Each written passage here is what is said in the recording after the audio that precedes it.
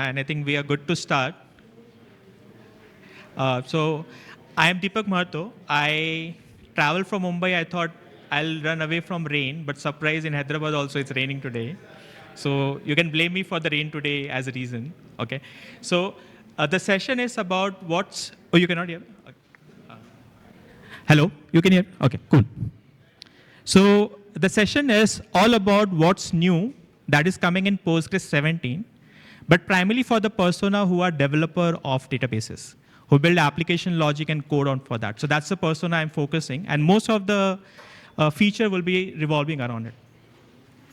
A quick introduction about myself. I like to call myself as a database guy. I'm primarily from Mumbai, born and brought up over there.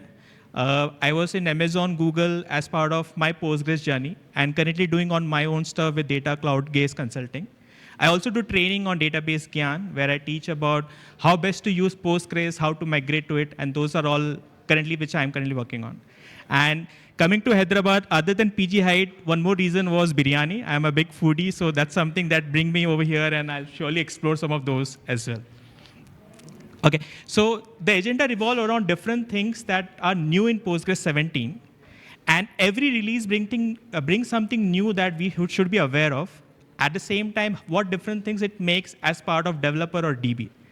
As I stated at the start of the session, most of the stuff will be for the persona developer, like how it will help a developer to make some of the decision better, how the optimizer has been fine-tuned in PG17 to make some of the transformation for you to make your query faster.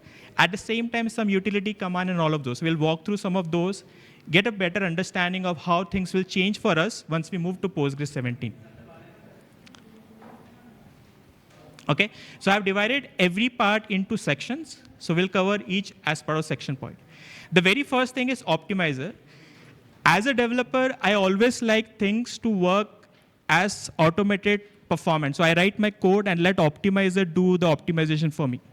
And any feature of that kind have a bigger scale of impact because I don't have to rewrite my query for some other stuff. So we will see some of the optimization that has been done as part of implicit performance improvement, as part of query and different stuff.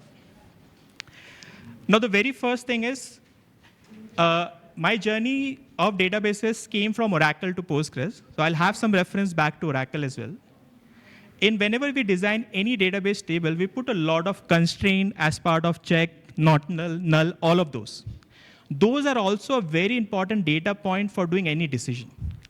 A very simple scenario will be that if I have a constraint which says that the column is not null, and I'm putting a query where I'm putting column 1 is null, it is bound to not give me any rows because I already have that constraint. How about putting those decisions by optimizer implicitly? Because nowadays the code is not generated by the developer, but it is generated by ORM. And in near future, we will see it is generated by AI using text-to-SQL model and all of those. Now, if you look at this feature, right, what Postgres 17 has done is, if I have a constraint, it will use that information to fine-tune my query. So if you look at the explain plan, which is on the left-hand side, you'll see that for column is null, it has added a one-time fall filter, so it is not executing it at all. And that decision it was able to make because you have a constraint defined. Now the messaging is that whenever we have a business rule, instead of putting that as a code logic, it's always wise to put that as a constraint. Because optimizer will use that information to give you a better query. And this is one of those examples. Also, when we have is not null condition on the query, which is on the second side, right? So this query is not null. I have a constraint which says that column is not null. You'll see the access pattern is sequence scan. Every access pattern in optimizer are driven by two things, which are access predicate and filter predicate. Basically says how you access it. If you look at the sequence scan over here, it doesn't have any filter condition. So it saves some of the computational thing to not recheck the condition. So even if you have condition, same conditions apply, it will save some optimization over there. Okay, now this is a bit interesting, right? So whenever we have multi-column in our queries, in order by, the sequence of column is very important. But in some cases, that might not be important in group by.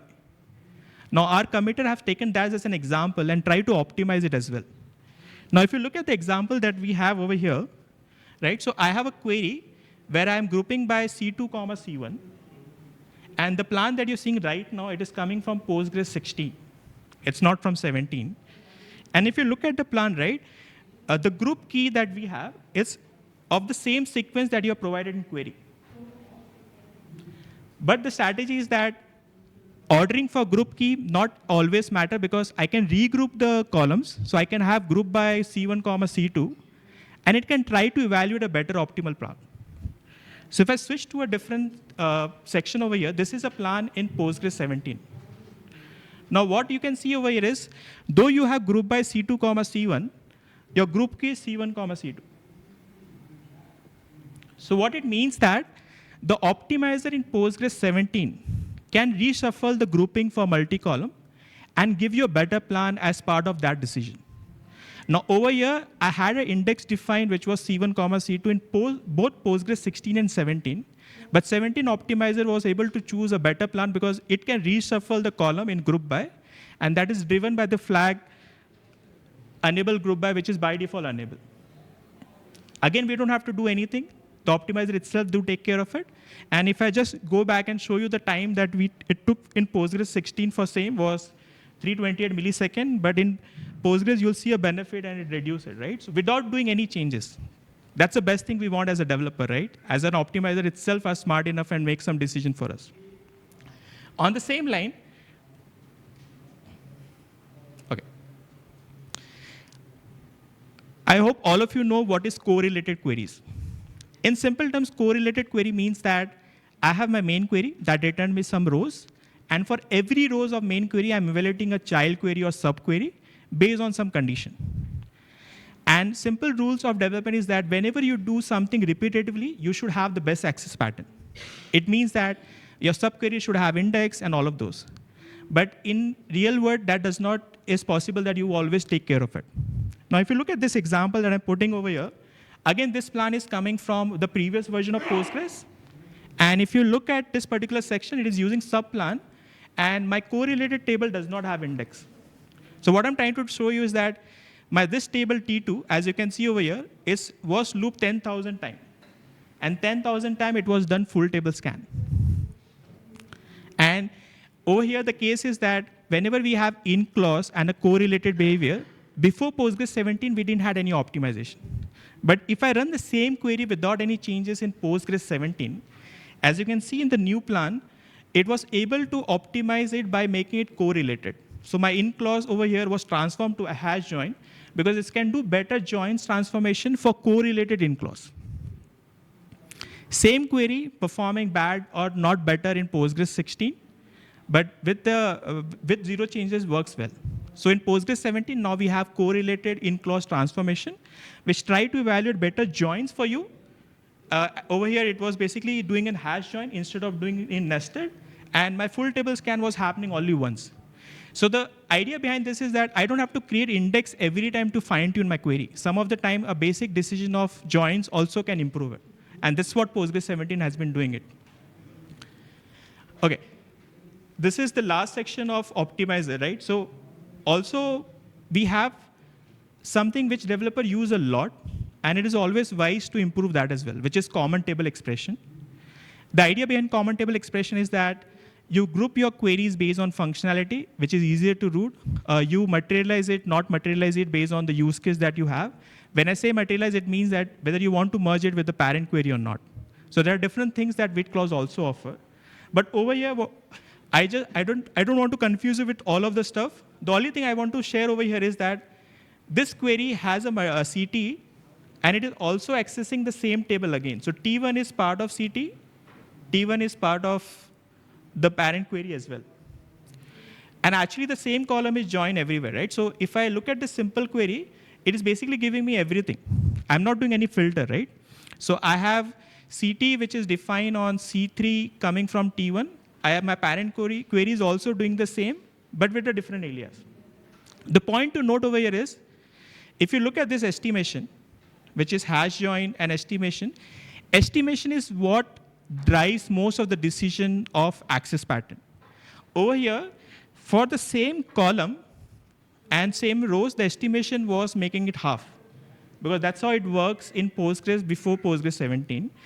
And if I go to Postgres 17, the stats from CT was pushed back to query. And if you look at this particular access pattern or stats, it is actually predicting rows better. So what I'm trying to say is that your common table expression has become more smarter. It carry forward the stats of the column that you refer in common table expression, use it in your parent query. And once you have better estimate of the rows, you can make better decision. Over here also, the plan was changed just by flicking or switching to Postgres 17 as part of optimization. Okay, so those are some of the things that we will see in Postgres 17 improve implicitly as part of what is coming in Postgres engine as part of Postgres 17. Okay, now as part of developer, PLPG is something that I assume most of you are using as part of migrating from other databases or putting a logic in function, procedure, views, and all of those. Now what Postgres 17 has done is, it has a way where you can declare an array for a non-array type using percentage type and percentage row type. It seems to be a very trivial or small feature, but let's assume how you will do it before 17. Now, if I want to create an array of a variable, either I create a domain type, create an user-defined type, create an array within it. But with Postgres 17, that is easier. So what it means that if I want to store an array aggregated result in Postgres 17, I can directly create using array definition, which is not supported in previous version. So I can store array of row type, array of column type, and directly store array aggregate into variable, which was not present before, and we have to do a lot of other objects addition just to achieve those functionality. So array of a non-array type using percentage and row type is added in Postgres 17. And this we can use for lots of migration patterns for customers who are coming from Oracle or SQL Server. Because whenever customers come from other platform, they always go to a latest version, latest stable version, whichever that instance offer. Now coming back to the different section, which is utility command, we will look at different utility, right? And I always feel explain analyze is also one of the top utility that every developer should use for fine-tune that query. So we'll look at some of those, and some of speakers that we have, they are committed of this particular feature that I'll talk about. Okay, so the very first feature is getting additional information of a query plan in terms of what is consumed as part of planning. So if you look at the animation that I put over here, if my query has a lot of partition, we know in Postgres it will take a lot of time to plan it, because it has to create a plan to scan every partition. So I'm using a PG account, which come from PG bench. I have close to 3,500 partition. And if you look at the memory consumed for those partitions, those are pretty high. Can I know it before Postgres 17? No. So with Postgres 17, you can have a plan that tell you what memory is needed for getting the plan for that particular query. What is allocated, what is used, you can get those information as part of your explain with memory option, which is available as part of explain analyze. Again, with explain, we have one more option, which is serialize. Now, serialize talk about not running the query, but sending the data over the wire back to the client. Now, I assume most of you might be knowing Toast. If not, I'll just give you an overview of it. Toast is for specific data type where you apply a storage technique, whether external, extended, and all of those, and store it in a different tuple or which are compressed as part of it.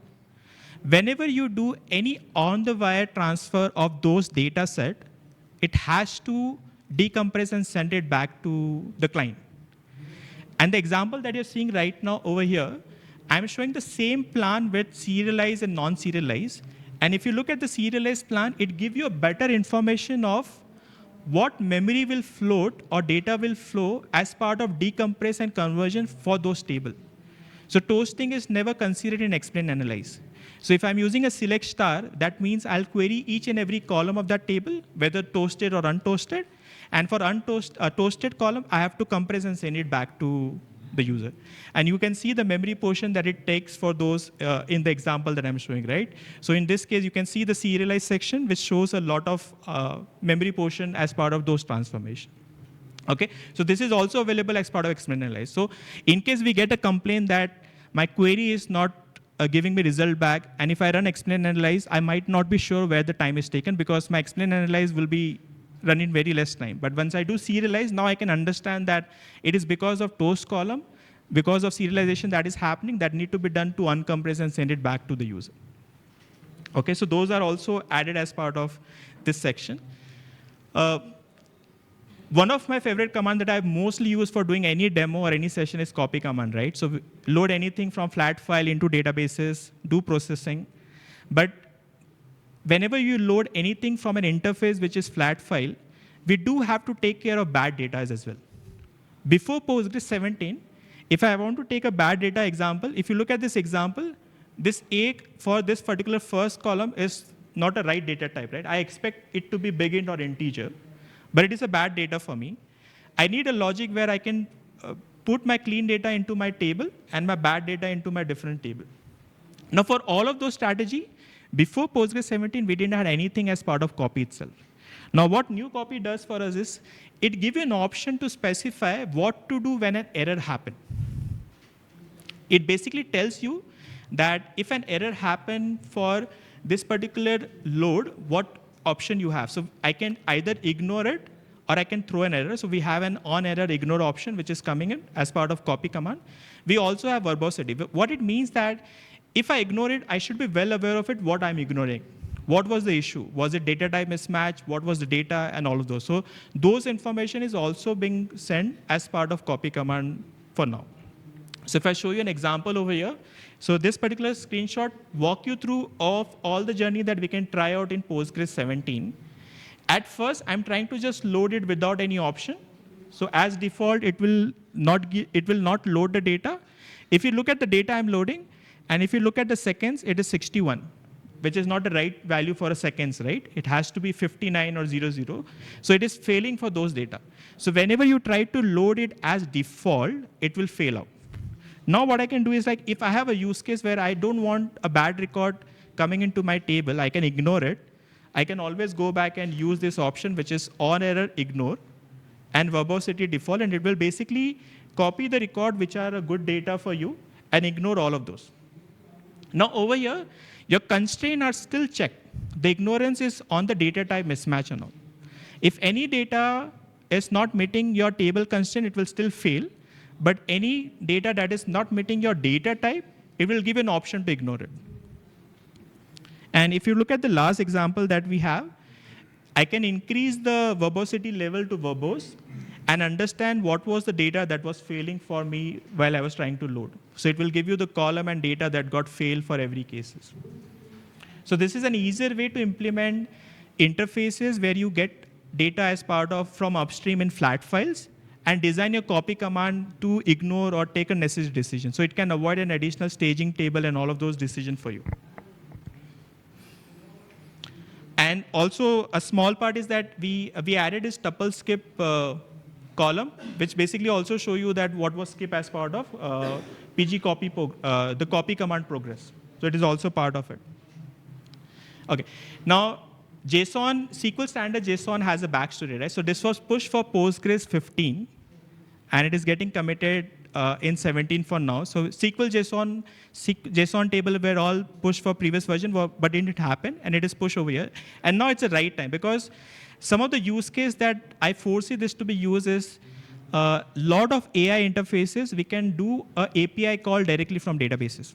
So lots of managed service, or for an extension like PGAI, which is open source, which allow you to use PL Python U extension and call an OpenAI extension. So you get a request response in JSON. Now whenever you get anything in JSON, it becomes very easier to handle it with the new function that you'll see added as part of JSON library. So the very first function is JSON table. As the name implies, I can query a JSON and use it as a table in my whole query set. What it means that I can store so one of the use cases that I use it that I can store my execution plan, which is in JSON, in my plan table, and directly use that data in my query to get node type, total cost, all of those automatically. So it is lots of use case. So if you look at the syntax, what it does basically is, it basically gives an option to use it as a query. It helps you design your SQL JSON path expression, on how you want to query it, and also you can define your column that you want to do. And whenever you have nested part, which means that if a JSON is nested with a different level at a below, you can also do a nested column over here. It doesn't do recursively, but it can go one level down with the nested column that you have. If you want to do it recursively, you can still use the recursive CT command and all of those. But the best part is that, and if you look at the example, as I'm in Hyderabad, I'll use the directors and hero, which is from South, like over here. And I'm just trying to query a simple JSON over here where I can define my columns and use my nested path and everything pre-join, and I can use in my query. So this particular new command has a lot of feature.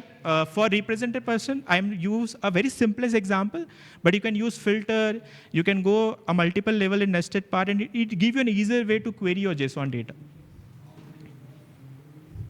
Along with this, we have added a lot of constructor function that basically help you use expression and create a JSON out of it. So if you look at the first expression function, it basically, I can pass my expression and get a JSON value, a compatible value as part of my JSON scalar. And if you look at this function, right, random 1, 2, this is also newly added in Postgres 17. So I can generate a random between a range in Postgres 17 by just passing it. Initially, we have to do some more workaround before that version. Same goes to serialize and other commands. So if you look at serialize, I can serialize the JSON output either as a byte stream or as a text and send it back to the other code that can use it. And also, I have a JSON constructor that can do a validation of JSON directly. So if you look at this example, I've intentionally missed the value for this kind key. It showed me an error that this is invalid JSON. So this constructor function helps you validate your JSON input because those can have a different format based on the interfacing that we have. Along on that line, we have multiple functions like JSON exists and all of those, which help you query data as part of existence. So I can check an existence of an element in JSON. I can basically query those based on the JSON path expression. These are JSON path expression, and basically get a value out of it as well. So in short, this JSON format is more compatible with SQL JSON standard that is being set on how to use JSON within a query language. And Postgres now supported with Postgres 17 more betterly. OK. Coming to the next section, which is partition. I think most of us have used partition in some form or other, right? Be it range partition, date partition, and all. And lots of asks were around merge and split. Also, one of the common thing that we have in Postgres, and which was a bit surprising for me once I came from Oracle to Postgres, was that in Postgres, your partition column has to be part of your primary key or unique constraint. In case you don't have it, it will not allow you to create those constraints. So what it means that I cannot have a global index that define a constraint across partition. Now the workaround is create a indexes and all. So currently the work that you'll see in the coming is those are in this direction that those feature will come in future. So the very first feature is that I can have a common identity column share across partition. Those values are incremented based on the insertion order. Doesn't matter in which partition for that parent table. And over here I'm talking about declarative partition which came from Postgres 10. Okay, so if you look at this example, I can basically define a common identity column, which is common defined in my parent table. And if I do my insertion that goes across different partition based on date range, every value got incremented based on the sequence in which it was inserted.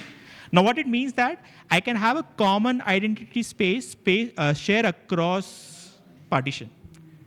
I still cannot create a constraint, but I think the seed has been put so that the future version might have those features coming in. Once you have a common surrogate key, you can always define some constraint on top of that as well. Using the same example and taking it further, right? Partition is not about only creating it, but also about maintaining it with different operations that you do. And we all know that as the partition size increase or the way you want to manage it, you have to split the partition to get the better benefit in terms of how it is accessed, in terms of the vacuum and all of those operations as well. Now, if you look at this example, I'm just showing an example that if I want to split this year partition, which is based on min and max of start and end of year, I can make it quarter-wise if I see this data is getting increased for some of the partition. So what it means that for a specific partition, I can extend it further and increase my date range and accumulate it so that it is accessible with a narrow range of data, and also the vacuum and all is not creating a much bloat for those tables. So with this, we can create a split partition. But one thing that we have to also be aware of that all of this operation that I'm talking about, split or merge, that will come as the next section, it will require an access which is exclusive log. So what it means that though I can do a split and merge, but I cannot do that for a highly transactional table. I have to find a window where I'm not blocking those transactions.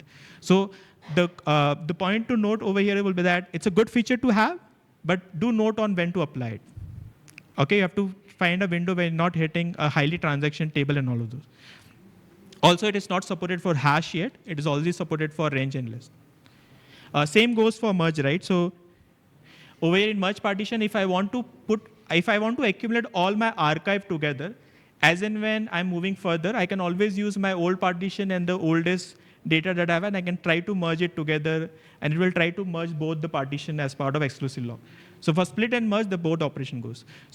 And with Postgres 10 onwards till Postgres 17, we have done a lot of improvement in partition. So we have seen a lot of improvement getting added, and Postgres 17 was also not missed. So we got split, merge, all of those, also big part of partition maintenance, along with identity column. Okay, coming to the next section is merge. I hope all of you understand what is merge. It's basically combining data source with a target table and doing operation based on match, or doing operation based on not match. And this is what a traditional merge will look like, where you have target, which is where you want to put your data, and I have a data source where I want to get which is my source for this particular merge operation. Now, ideally, before Postgres 17, we can use this operation for when not match, which is this section, and when match, which is this section. But now with Postgres 17, I can also do some operation where I can make some decision for this section as well. So we have when not matched by source, which is actually a target where you're putting your data, not your data source, and you can make some decision on top of it as well. So now if you look at this set diagram, as part of your joining data from source, with Postgres 17, you're basically combining all of those logic in single merge statement. So I can write a complex merge that does a lot of operation with when match, not match by source, and a single query can do a lot of complex cases of matching it. I do have a detailed blog about it where I try to talk about a source, because I'll try to share those links as well at the last of the session, right? And also just wanted to share you some fun fact when I was evaluating it, that as in when you change your when clause, right, your joining method also change in the plan. So in merge, you can define when match, when not match by source and all. As in when you change your matching clause, the joining method change. So that's what the set theory is all about, right? So whenever you use it or not. So for example, only match, it will be inner join, for not match and right, and so on. So currently for the default case, if you want to do all, it will be a full join. And along with any operation that play around with data, in Postgres, I can put those in common table expression as well. So for example, I can perform a DML in common table expression, use returning clause, get the updated value, do some more processing in a single query itself.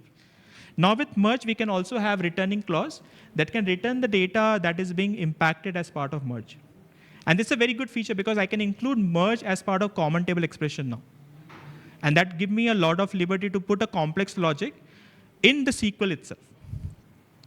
And it also goes to the level that you can have merge action, which basically tell you what action was performed on that particular on that row. Was it an update, which is on match, or was it an insert, which is on not match? Okay, and it basically have a merge action also added it. So now my merge become more user-friendly in terms of using in common table expression, and I can take care of all the set either in source or in data or in target as part of the operation that we are performing. Okay. When we talk about Postgres, we should also talk about how you connect to Postgres, right? I always connect using PSQL command line, and because that saves a lot of time for doing any fetch of data and also help me to basically get something very easily. So I just wanted to put some feature that was added in PSQL as well. Though this time PSQL didn't have much of the interesting feature, but I have one feature where you can put basically the minimum rows that you expect that query should always return. And in case it is not returning it, it will stop. Sometimes I become very impatient if I want to foresee my operation will perform. I can have a different PSQL connection where I can do a count and so. And basically, I can define where it need to be stopped as part of it. So as you can see over here, I've defined it to be stop at minimum whenever the rows goes below some number, and it will stop after that. A very small feature, but good to be added as part of PSQL, right? Coming to the server configuration. Now, as part of developer, there are some of the server configuration that we should be aware of. And one of the very good addition to this part was transaction timeout. Now, we already have a lot of timeout. I'm just giving a screenshot of different timeouts. So we have SQL timeout, we have idle transaction timeout, we have lots of timeout. Now the question will be, what does transaction timeout add a value over here? Now, in Postgres, transaction not only impact the logs and contention for different session accessing to this data, but it also impact the vacuuming. Because if you're holding a transaction for that table, because of those, the vacuum will be not triggered, will be put on sleep for those particular tables. Now, if you look at this example that I'm putting over here, with transaction timeout, you can basically define a timeout in which your any transaction should complete. So the advice is don't do it at a server configuration level, do it at your application level or a session level. And if you look at this example where we are putting this at a session level in PSQL, where I'm putting 3 seconds as my timeout, I started my transaction using begin. The very first command is pgsleep. So it slept for 2 seconds, which means it has consumed its 2 seconds. As in when it started the sleep for other 2 seconds, it was timeout because it went beyond 3 seconds. So what it means that I can basically control that my transaction should time out after a certain amount of time. So you can basically define it. But the advice will be don't do it at a server configuration level that impact each and every transaction that you do. Do at your application level or at your session level by defining this flag for those sessions. Moving to the next configuration, which is regarding SLRU. Even if you don't know it, I'll just give an example, right? How many of you use exception block as part of your development in PLPGSQL? Most of you are using it. You're indirectly using a save point transaction. So whenever you put any exception block in Postgres, because of the nature in which auto commit is defined or MVCs is defined, we have to create an additional save point for those particular blocks so that you can roll back those complete block which was defined in nested exception block. Now, all of those created a lot of issue for an application as in scale. I myself have seen a couple of applications getting impacted for customers who are coming from Oracle because Oracle are very used to putting exception everywhere. Once you migrate those code as it is, you'll see that prominent issue happening in Postgres. Now, what Postgres has done with Postgres 17 is that we have different buffer added which use some more smart locking technique based on banks and basically accelerate the memory that is needed for preserving the common area which store your latest information on transactions. So basically it preserve your metadata about transactions. And you can basically, those all are scalable based on your share buffer, and you can also configure it. So you can basically, for highly transactional system where you want an exception prone handling and all, you can basically configure those and it can scale now. And there have been lots of cases, like GitLab was a prominent case which was discussed in Postgres community around the impact, and this was one of the root cause because of it. And Aurora already has some of the patch inbuilt, but not community. Now it will be part of it. So again, as part of developer privilege or something that you always ask from DBAs or other team to there. Now this has been a bit stabilized as part of Postgres 17. So what we can do in Postgres 17 is that we have a new role which is PG maintain. We also have a new role as part of grant and revoke in tables, which is maintain, as you can see in the example. So I can basically have this grants, which is newly in Postgres 17. I can give it to user for a table operation. Now, if you look at the sample example, right, the user as a traditional user will have a select privilege, but it might not have vacuum or analyze privilege, which might be needed in some cases, right? Because in some cases, users are well aware of data journey. They know when I want to analyze or when I want to do vacuum. So you have to give them some privilege, but because of some other reason, we might not do it. But with Postgres 17, I can grant this maintain to for a table for that user, and now it can do the operation over here. We can also take it and use PG maintain as a common role and assign it as user or role level as well. So an easier way to share, and it's not vacuum analyze. So we have vacuum analyze, refresh or materialize view, log, all of those being bundled together as part of PG maintain. Okay, so built-in collation is something which was also added as part of Postgres 17. Now, if I talk about collation, collation is basically, in simple terms, it's basically how you basically compare your string or text data or you sort it. Traditionally, before Postgres 17, we have to rely on operating system locales, which are defined on operating system level, and use those methods within databases. So database itself didn't have its own built-in collation. So what used to happen is that at an operating system level, if you upgrade your OS or you move from lower version to higher version, there will be a lot of cases discussed where your sorting order is impacted, your table is not matching as it was matching before. Now with collation, we have a built-in collation added as part of Postgres 17, which you can use for UTF or C kind of collation. So it currently works only for UTF-8 encode, and it is available as part of built-in. So I'm just sharing a screenshot of what is available, which is CUTF, which take the advantage of C collation and also UTF and give you a better collation that is faster for sort and comparison or for lower upper comparison that we do. Good to know feature, because in case you want to do a collate-based comparison, we can always stick to built-in. And it is then you are immune with OS level patch that you put for local. Okay, this is one of my favorite feature that was added in Postgres 17, which is trigger on logon or login trigger or whatever you want to call it. So we call it in Postgres, we call it event trigger for login. And the feature is straightforward, right? So what it means that I can basically fire my custom code where I can put any logic. That logic can be of auditing, not allowing a user on a particular time. I don't want my developer to work on weekend, so I can kick them out of databases if I want, if they're logging on weekend, anything, any use case. I'm presenting a use case where we are enforcing user to have application name. Now, application name help you to implement code instrumentation, understand where your queries are coming from. I want all of my connection to the databases to have an app name so that I can backtrack and understand from where it came.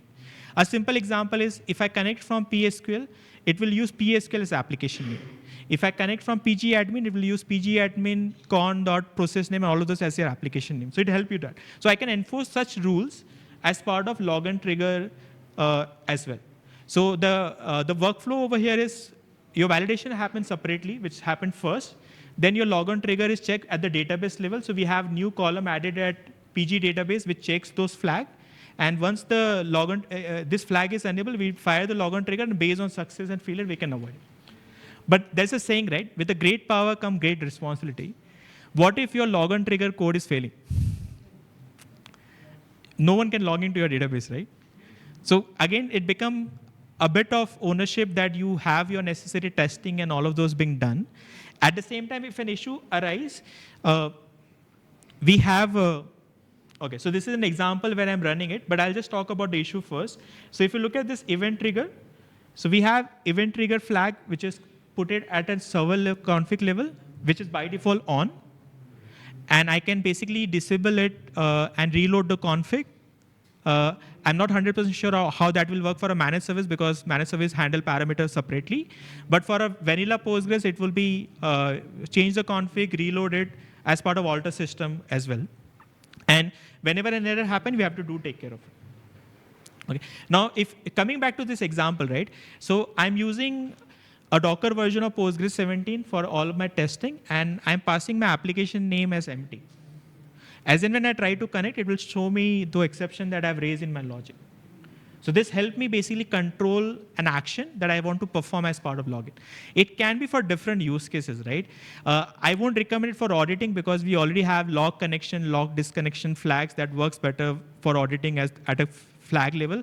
But in case you want to implement some custom use case on each login that you want for a user or something, we have to do it. Also, some advice is that if you plan to do any DML within a login trigger, you have to check whether the user is connecting to a standby or not. So you have to put the PG recovery condition that we have, and all of those need to be taken care. So it means that having an event trigger is a good thing, but putting any logic comes with a great responsibility. So you have to make sure that your code logic does not fail because it will impact each and every connection that you do and the restarts over there.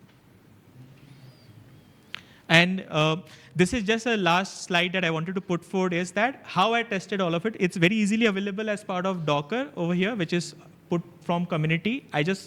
If I have a Docker on my local, I can just get this Docker image and create it, and it's very simple. So in case you want to go back and try it, any of the features, and you can have a Docker install on your local laptop. It's a very easiest and fastest way to do it. You don't have to compile the raw code and all. You can directly go ahead and load that image from the Docker. Okay, so with that, I just wanted to say thank you for attending, and these are some of the links where I mostly post my blogs and forums, and also I do a lot of trainings on Postgres as part of migration or PLPG. In case you're interested, you can scan the code, and it can direct to the portal where I do trainings and all as well. Okay, and thanks a lot. If there's any question, I can take it right now.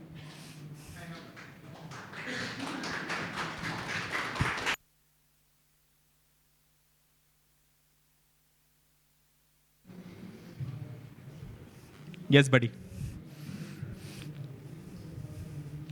Before you ask, I tell you, he's my Amazon colleague, so be fair with the question.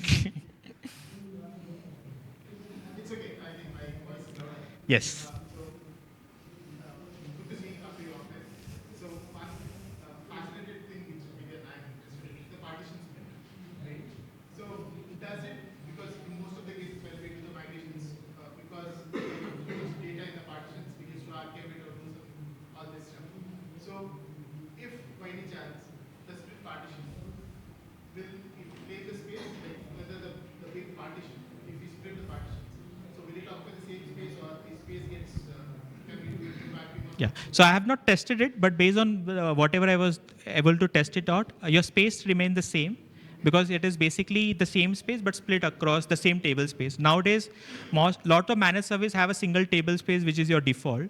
So within that table space, it will use the same space. But the space requirement, is it double or not? That I need to test it out for performing the operation. That's what. If I reduce, see, if my date range is for, let's assume I query for Q1 of 2024, and my partition is yearly, I'll query for the whole partition. But let's assume my access pattern change. I will now query more for months. Then that performance benefit is always there. Yeah. So pruning of a smaller chunk help you to with split partition.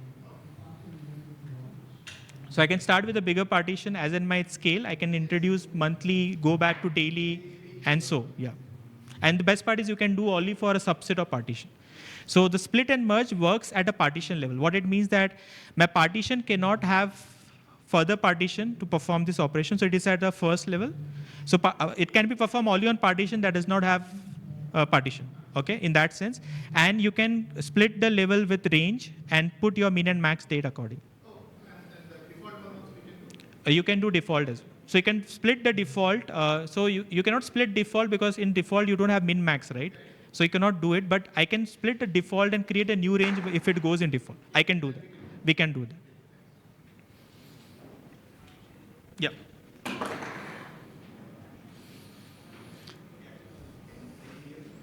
I can hear you, yeah.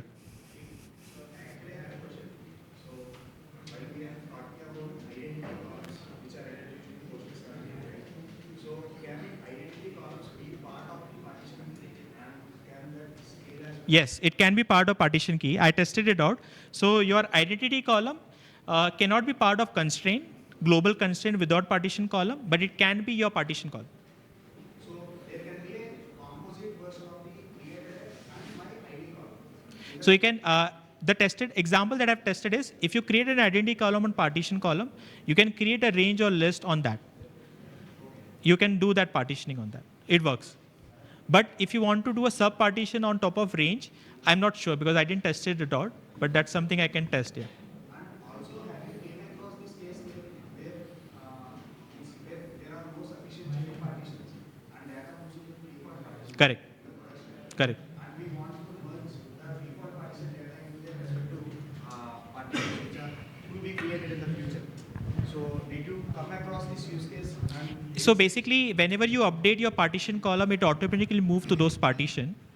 But problem with default partition is that I always advise with partitioning is you should not have anything in default because moving out of default is a bigger challenge. You should always have a future cases date range added. In case you foresee that is not coming and you see that coming as part of update, based on my last test, it is not that straightforward. But if I update my partition column, it will switch to the different partition. Yeah, I got it. But in Postgres 17, will it use any traditional methodologies? No, that it still works the same as 16 onwards. So there's still- no new thing added in Postgres default partition, as far as I have read. Yeah, it's not. Okay. Thank you. Yeah.